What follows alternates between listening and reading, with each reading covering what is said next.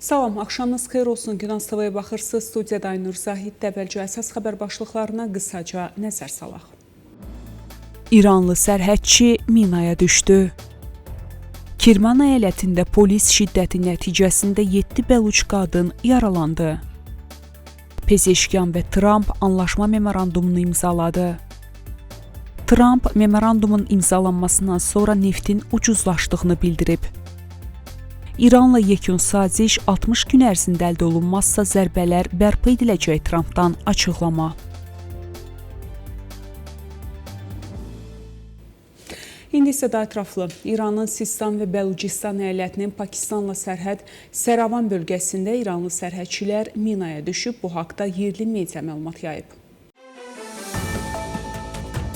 Partlayış nəticəsində Sübhan Sənculi adlı sərhədçi həlak olub. Minanın Sepah tərəfindən sərhəd pozucularına qarşı quraşdırıldığı bildirilib. İranın Kirman əyalətinin Fəryab rayonuna bağlı Peşmiki kəndində sakinlərin etiraz eyləminə İran polis qüvvələrinin hücumu nəticəsində azı 7 bəluç qadın yaralanıb, 6 bəluç vətəndaş, o cümlədən 3 qadın saxlanılıb.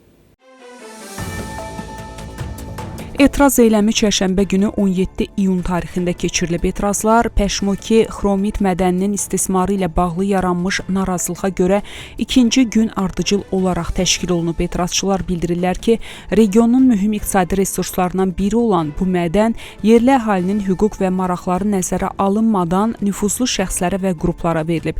Yerli sakinlər isə həm məşğulluq, həm də iqtisadi faydadan məhrum edilib. Shivar News-un məlumatına görə hadisə yerində olan qüvvələr xüsusilə qadın etirazçılara qarşı zorakılıq göstərib, onları döyüblər. Yayılmış görüntülərdə bir neçə qadın etirazçının fiziki zorakılığa, təhqirə və hörmətsiz rəftara məruz qaldığı göstərilir.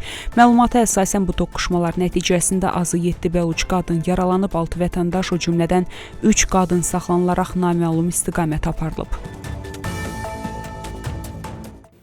İran hakimiyyəti müğənni Pərəstu Əhmədini onun təşkil etdiyi Kərvansara adlı virtual konsertin 8 iştirakçısını və musiqiçilərini 74 şallaq zərbəsi, 2 il ölkədən çıxış qadağası və 2 il sənət fəaliyyətindən məhrum etmə cəzasına məhkum edib.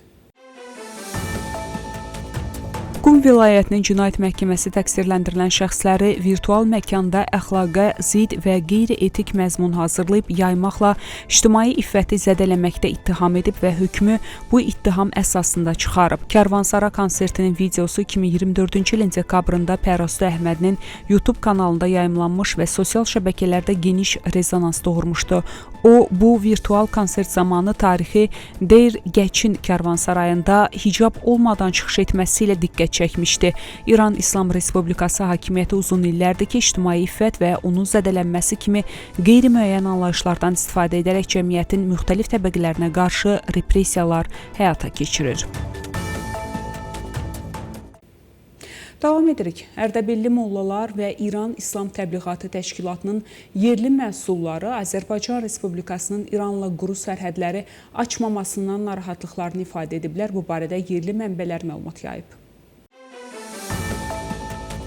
Məhərrəmlik ayı ilə bağlı təşkil olunan əzadarlıq və özünü döymə mərasimlərinə çıxış edən mollalar quru sərhədlərinin bağlı olduğuna görə İranlı təbliğatçıların Azərbaycan Respublikasına səfər edə bilməmələrindən narahatlıqlarını ifadə ediblər. Onlar rəsmi Bakıya qarşı əvvəlki ittihamları təkrar edərək Azərbaycan Respublikasından olan dindarların da Ərdəbil və başqa bölgələrdə təşkil olunan əzadarlıq mərasimlərinə iştirak edə bilməmələrindən də təəssüfləndiklərini bildiriblər. Yerli mollalar Azərbaycan Respublikasında azyaşlı uşaqların əzadarlıq mərasimlərinə buraxılmamalarına narahat olduqlarını deyib, bunu İslama qarşı tədbir kimi dəyərləndiriblər.